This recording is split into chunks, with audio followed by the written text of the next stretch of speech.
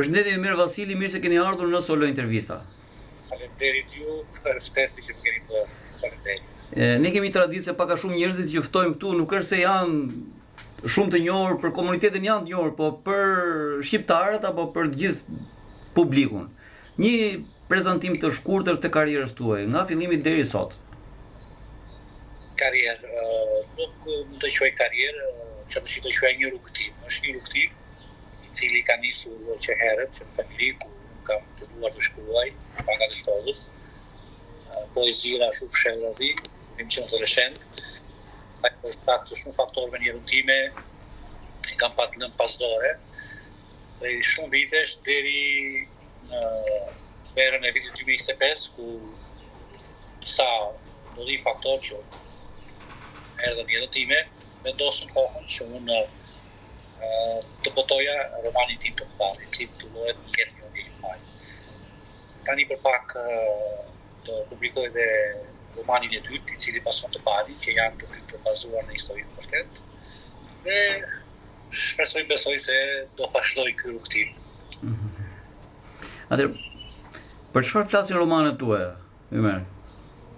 Urdhë? Në romanet tuaja për çfarë flitet? Personazhet, çfarë thonë? Në romanin tim, në romanet e mia, në të parin, pak a shumë të dytin, është i bazuar në një histori të vërtet. Në qendër është një djalë dhe një vajzë, një histori dashurie, por jo vetëm, flet për realitetin e jetës në Shqipëri, realitetin e një djali e jetës së tij, që përmes ndodhimeve që ka ndodhur në jetë ai sjell na rikujton dashuri për prindrit, vlera familjare, sakrificat që ne bëjmë në emigrim, për familjen tonë, për veten tonë, për treguar jetën tonë, dhe kulmon me një histori dashurie shumë të madhe, e cila pastaj ka ngjarje të një pasojshme që e sfidojnë shumë historinë e këtyre dy të rinjve. Prek tema shumë delikate, tematika që sjellin debate dhe paktën kritika që ka lexuar më kanë dhënë përshtypje shumë të mira deri tash, besoj se dhe i dyti do pritet mirë nga publiku. Atëherë me kalojmë nga realiteti, nga e vërteta në libër në të vërtetën shoqërore sot në Shqipëri. Si e shikon Ymeri? Nga e vërteta në libër në të vërtetën që jetojmë sot. E vërteta në libër, shiko. Ndonjëherë në çdo libër që shkruhet ka një pjesë të jetës sonë. Një pjesë të jetës sonë shkruhet në libër. Në çdo libër që ne lexojmë, gjejmë dhe gjëra të vërteta që na përfaqësojnë, që na prekin ato realitetin tonë, jetën tonë. Në shumë libra preken tema sociale që ne përjetojmë në përditshmëri. Shumë libra, sepse ndoshta në përditshmërinë tonë nuk preken, harrohen, je pasdore, por fal Zotit në libra nga shumë autorë, vend as të huaj, ato tema preken dhe ne përmjet librit arrim t'i lexojmë, t'i përjetojmë, t'i analizojmë, sepse ndonjëherë në realitet dhe vjen pasdore shumë tematika sociale dhe jo vetëm. Po. Atëherë, për çfarë duhet krenohet një shqiptar sot? Që është pyetje bukur, për çfarë do të krenohet shqiptar? Unë jam shumë krenar, unë personalisht jam shumë krenar. Ka një debat në shoqërinë para ca ditësh. Jam shumë madhetar, një shqiptar duhet të krenohet sot. Duhet të jetë krenar por trashëgimi kulturore që kemi, traditat, historinë, mos harrojmë historinë, të jemi krenar për historinë tonë, për ndodhi që ka ndodhur prej shekush e shekush, prej ardhjen tonë të mos të harrojmë, duhet të jemi krenar. Duhet të jemi krenar për ato sakrificat që prindërit tanë kanë bërë për të na arritur. Unë jam brez i viteve fund të 80-90 dhe jemi rritur me sakrifica e mundime dhe i mbajmë mend shumë mirë ato që kanë hequr prindërit tanë për të na arritur dhe duhet të jemi krenar për këto gjëra. Po edhe për shumë të tjera, për folklorin tonë, për muzikën tonë, për artin tonë, për adhetarët tanë, rindasit tanë, nuk duhen harruar, asnjëherë duhen kujtuar gjithmonë që kanë bërë një luftë shumë të madhe për të arritur këto ditë nesër që flasim gjuhën tonë dhe kemi veprat e tyre si Fanoli, Kadare, Agolli, Tistro Agolli dhe shumë të tjerë. Pra, kemi shumë gjëra që duhet ndihemi krenar si shqiptar. Thjesht nuk duhet t'i harrojmë. Duhet ti lexojmë, e pas herë ti rikujtojmë se nga vim, kush jemi dhe çfarë historie kemi. Ti si shkrimtar, si e shikon Vlorën? Jo si vlonjat, si Vlora është një qytet shumë i bukur. Të nuk e them unë, thonë gjithë Shqipëria është shumë i bukur, por në vetë mbartë shumë problematika. Ka potencial të madh. Vlora ka një potencial shumë të madh që nëse shfrytëzohet mirë, mund të sjellë rezultate mjaft akoma më të mira se çka arrit deri tani. Por normalisht ka ato problematikat e veta që janë infrastruktura, në hende sot turpësh, po s'kemi ujë, shërbimi në për lokale, në për hotele, gjitha sepse pika e fortë e Shqipërisë dhe Vlorës është turizmi që shumë biznese mbahen dhe normalisht do të investuar në politika nga qeverisja lokale, po vendore, po dhe qendrore që të nxisit të rinj që të bëjnë kurse e shumë gjëra tjera. Nuk është një qytet magjik, nuk e di. Është një qytet vërtet shumë i bukur që do të vizituar nga gjithë ne shqiptarët edhe nga të huaj. Të ofron shumë emocione, ka tet, male, fusha, lumej, liçene, ka fshatra shumë të bukur, po pas gjithë Shqipëria ka bukuritë e veta, secili qytet ka ato gjërat e veta. Por Vlora ka vërtet një potencial të jashtëzakonshëm që nëse shfrytëzohet mund të arrijë vërtet larg. Gjuha shqipe, Ymer, si mendon ti, sa e vështirë është ta flasësh? Gjuha shqipe. Gjuha shqipe është një nga gjuhët më të vjetra në Europë, përket familjes indo-evropiane, dhe por qëndron në një degë më vetëm, është një gjuhë që ka 5 rasa, emërore, gjinore, dhe kallëzore dhe rrjedhore, ka gjini dhe nyjet, ka zgjerimin e foljeve që ndryshojnë sipas kohës, pra ka shumë, është shumë e vështirë për ne që shkruajmë. Është e vështirë për nxënësat që mësojnë në bankat e shkollës. Është dhe e vështirë për të huajt që duan të mësojnë gjuhën, dhe një studim i fundit i Departamentit Amerikan ka sjellë se një të huaj duhet 44 javë mësim intensiv për të folur një shqipe të rrjedhshme, diku tek 1100 orë. Pra në vetvete aq e lehtë por e vështirë është gjuha shqipe, sepse ka një gramatikë vërtet të vështirë. Por është gjuhë vërtet bukur, kemi krenar që kemi këtë gjuhë kaq të vjetër. Atëre, po krijtaria e popullit, pse nuk ka mbaruar akoma? Vazhdon, prodhon akoma, përmendën diçka folklorin. Pse nuk mbaron? Pse nuk mbaron? Pse duhet të mbaroj? Pse duhet të mbaroj? Që duhet të vazhdoj. Duhet të vazhdoj për aq kohë sa ne do kemi gjithmonë trashëgimi kulturore. Traditat kulturat tona, këngët, ballet tona. Do ecim në gjurmët e adeptarëve tanë, të rindasve tanë. Të rinj do të vazhdojnë të krijojnë, të shkruajnë, të lexojnë, të dalin artista të rinj, pra duhet të vazhdojë krijimtaria e popullit, sepse aty mbeten gjallë vlerat tona, identiteti ynë. Çfarë në kupton më saktë me shprehjen vlerë të shtuar në shoqëri, në një individ caktuar, në një qytetar? Vlerë e shtuar në shoqërinë tonë. Cilat janë vlerë e shtuar në shoqëri? Vlerë e shtuar në shoqëri, vlerë e shtuar për shoqërinë tonë janë gjithë ata të rinj të reja që spikatin, pra, se them, shkëlqejnë në fushat e tyre, në sport, në kulturë, në artë, në pikturë, në letërsi. Kjo është një vlerë e shtuar për shoqërinë tonë. Qytetarizmi që shfaqim për ditë është një vlerë e shtuar, dashuria që shfaqim për njëri tjetrin është një vlerë e shtuar për ne.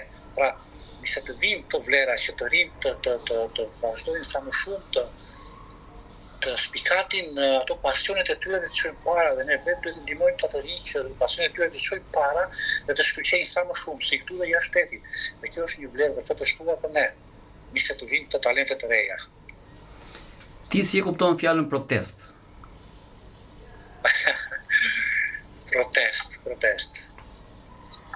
Është kom bukur kjo në këtë periudhë tani të protestave, të revolucionit të fratëve.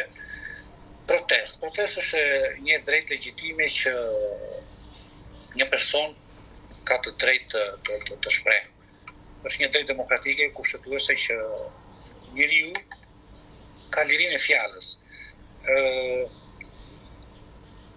Kemi drejtën tonë të shprehim shqetësimet tona nëpërmjet fjalës. Nëpërmjet protestës, gjithkush nga ne duhet të ngresh zërin për padrejtësitë që janë bërë dhe i bëhen aktualisht.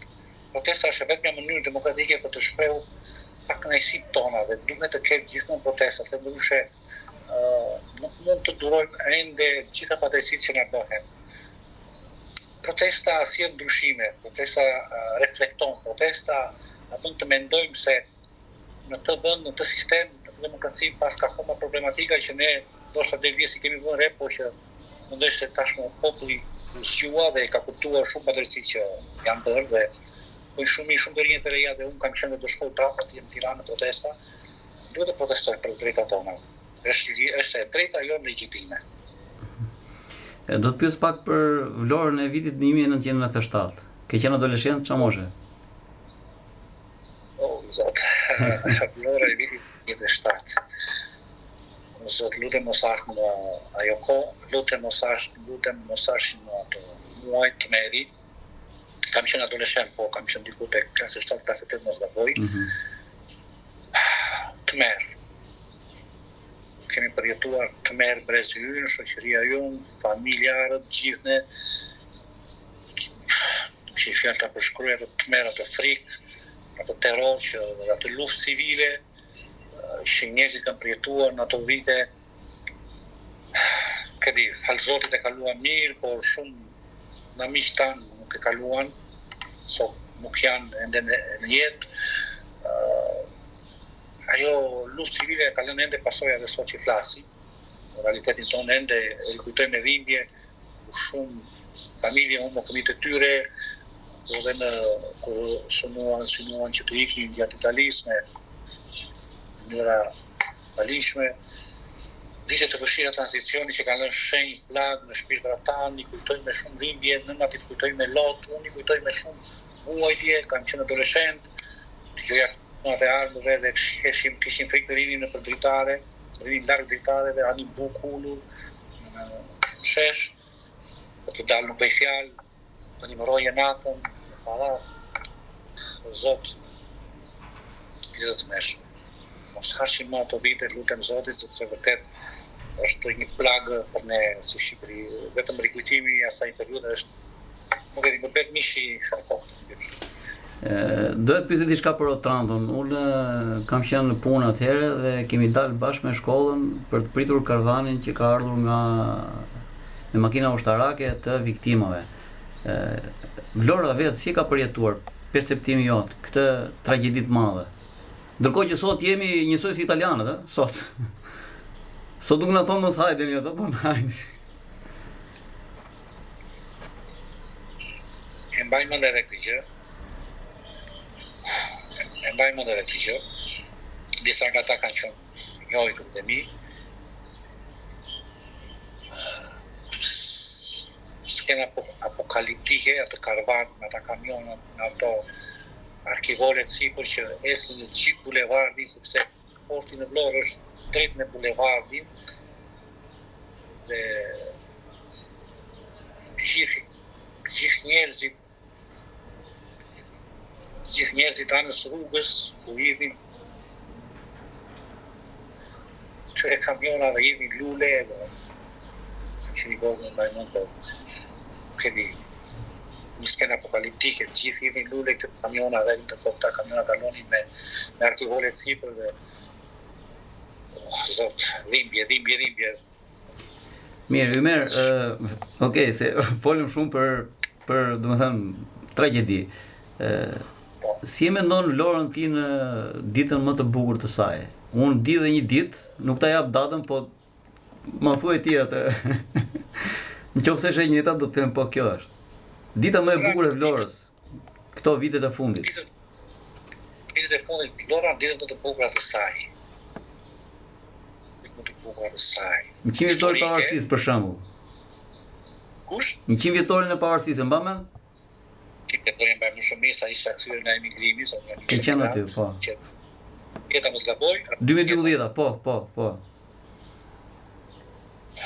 Gjigande festa e papar, rrugët bushu plot, krejt Shqiptaria ishte në Vlorë, Dardanët kishin ardhur me kuaj me gjëra, ishte një festë shumë e madhe, Moabita, të gjithë që një festë shumë e bukur, që shënonte që vjetojnë e pavarësisë tonë, një festë e madhe ku askush nuk ndjej huaj, të gjithë vjeshin në shtëpinë e tyre në Vlorë, ishte në flamuri dhe që shumë bukur, shumë bukur. Edhe mi që më kujtove se vërtet është diçka magnice, ajo festa që madhe. Po mirë, Ymer, pse lidh kaq shumë shqiptarët kudo që janë, jo vetëm Vlorë. Nuk po themi vetëm vlonjatët, me Vlorën. Është sepse unë jam patriot, atë dashës. Unë i dua çfarë trevat e Shqipërisë, ke këto. Para pak i më gjysi isha në Kosovë, të vlezët e mi, modrët e mia, kam shumë shoqëni atje, i dua shumë. Dëshiroj që të jemi të bashkuar edhe ndoshta një ditë kemi fatin të bashkojmë, mos kemi më kufi. Unë jam shumë të mërsisht patriot. Jam shumë shqiptar, ndihem më sot të paktën sot më shumë se kur të protesta, unë ndihem vërtet shqiptar dhe krenar. Unë qef mish kur pash diasporin që erdhi nga larg, Dardanët tanë që na u bashkuan. Ne jemi të bashkuar, ne bëjmë gjëra të mrekullueshme dhe ne jemi shqiptar të gjithë pavarësisht krajinave, gjithçka ne jemi shqiptar, kemi një gjak, një festë, ka të parë tanë, shqiptar duhet të bashkohemi një ditë dhe unë nuk e di. I dua trojët e Shqipërisë, i adhuroj. Gjitha trevat e Shqipërisë unë i adhuroj, i dua, jam dashuar pas Shqipërisë, unë gjitha pushimet i bëj për Shqipërinë nuk shkojnë asnjë tjetër. I adhuroj, veriun e adhuroj mërsisht shumë, ato nënat që dalin një mikë se, nuk e di, pare u kush duart atyre nënave. Seri, është të emocionojnë. Mikpritja e shqiptarit të emocionojnë. Zemëgjësia e tyre, të zemët e bardha, edhe kur ti shkon turist në veri, po edhe sikur ti nuk ke për paku kafe, ata të duan, ata thonë të lutem asgjë, apo edhe ti mos kesh për me ngrënë, mjaft i biesh dersi një shqiptari, më mika ke me më dhënë buka i të pranon do unë në sofën e vet si plan ti çika pra kjo është bullaria jonë, kjo është shqiptarizmi jonë. Që të bëhet nuk se i gjen shpesh këto vlera. E duhet i ruaj. Atëherë do kalojmë tek krijimtaria për një shkrimtar. Si e përkthen ndjenjen, mendimin ai në shkrim, në poezi, në prozë? Mos na i tregon të gjitha sekretet, ndonjë një kështu të vogël. Shiko, duke lexuar mendimet. Një shkrimtar, nuk do flas për veten time personalisht, sepse çdo kush ka mënyrën e vet, por besoj se diçka të jetë e bashkët. Frymëzimi është ajo i qelë si kyç i një personi që të shkruaj. Të ketë diçka që ta frymëzoj. Frymëzimi është nuk është një derë që ti e hape mbyll kur sa herë duash futesh bën. Ajo të vjen, ajo të kap një moment të caktuar apo të pacaktuar. Isha në punë, menaxhoj, jam në sektor turizmit, dhe duke punuar në ora 10-11 paradite, kam frymëzimi, isha duke shkruar librin e 2 duke përfunduar. Ka frymëzimi dhe brenda 30 minutave unë kalova gjithë historinë e librit dhe u emocionova te i masë sa u fsheva nga personeli, mos e shikonin. Thjesht në moment kalova krejt situatat, krejt skenarin e librit. Kam mbajt 30 minuta. E në pas i kam ikë në shtëpi direkt të marrë flotore dhe kam merr gjitha kapitujt e fundit të librit. Pra, ai frymëzimi. Ai është frymëzimi që të prek shpirtin, të futet një botën e vet që ti u bën. Dhe ndonjëherë nuk je javë të kuptosh se kush është realiteti dhe kush është bota e frymëzimit. Ai nuk ka rritë dot t'i dallosh, sepse është aq e bukur e bërë frymëzimi sa që të fut në ato mendimet e veta në ato, është magnisë, luma ai që i gjen frymëzimin dhe shkruan sepse është vërtet një burim krijimtarie. Frymëzimi është çelësi i gjithçkaje. Nëse ne arrim të frymëzohemi, arrim të bëjmë gjëra të mrekullueshme. Ymer, jemi në fund bisedës tash. Një mesazh për shqiptarët, kuptohet? Për publikun shqiptar. E lehtë asoj. Një mesazh për shqiptarët. Po e lidh me realitetin, me aktualitetin. Një mesazh. Të jemi sa të bashkuar, më shumë të bashkuar. Të duam njëri tjetrin, ta respektojmë. kudo që ndodhemi brenda jashtë vendit, po sidomos diaspora, ta kthejnë gjithmonë kokën nga familjarët, ta kthejnë gjithmonë kokën nga prindrit e tyre, sepse nanat tona që na kanë rritur gjithmonë kanë atë mungesën e dashurisë së fëmijëve, pra të kthehemi gjithmonë tek familja jonë, mos harrojmë rrënjët familjen, vendin tonë, pavarësisht se ku na çon jeta në shumë rrugë në botë Evropë, gjithmonë mos harrojmë vendin tonë, traditat tona, kulturën tonë, gjuhën tonë. Kudo që të shkojmë t'i marrim me vete, t'i çojmë me vete. Kurse për të rinj do kisha një mesazh që të lexojnë sa më shumë. Lutem lexoni sa më shumë, sepse leximi është një dije që hap horizonte të pafundme.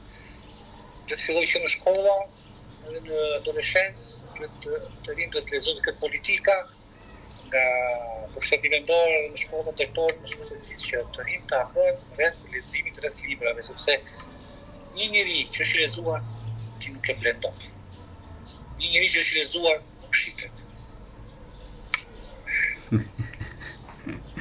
Atëherë, Ymer, të falenderoj, do kemi biseda të tjera shumë interesante, por sot kemi ta mbyllim. Faleminderit. Është shumë prekse kur flet për ngjarje të vërteta, kur flet për histori njerëzore, kur flet për njerëz që vazhdojnë të japin kontributin në këtë dheun tonë me shumë halle, i cili shpresojmë që një ditë bukur të jetë krah vendeve të tjera europiane. Mendoj se do bëhet. Mjaft të japim hapësira të rinjve, të lëm të lirë të rinjt, të shprehen, ne do t'ja dalim, ne do ecim si para. Nëse rinia këtu qëndron nuk ikën jashtë, nëse ne mbajmë fuqinë e rinisë këtu dhe japim hapësira dhe japim meritokraci, mendoj se këtu do ndryshojë. Do bëhet një vend akoma më i bukur dhe më i mirë falë rinisë sonë. Të falenderoj Ymer dhe të uroj suksese. Faleminderit. Faleminderit për ftesën.